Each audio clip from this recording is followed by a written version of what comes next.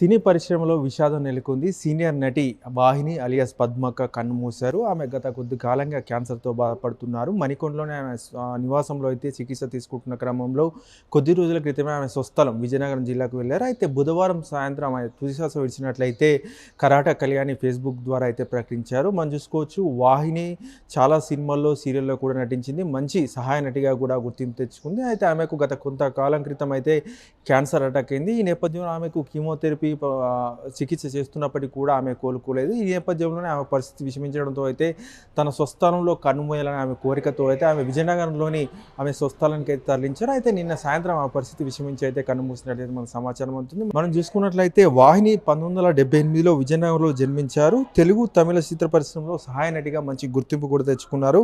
సినీ, టెలివిజన్లో కూడా చిన్న చిన్న పాత్రల్లో కూడా నటించారు. మంచి గుర్తింపు కూడా వచ్చింది. మనం చూసుకున్నట్లయితే ముఖ్యంగా నెగిటివ్ షేడ్స్ ఉన్న పాత్రలను అయితే వాహిని గారు చాలా సినిమాల్లో కూడా చేశారు.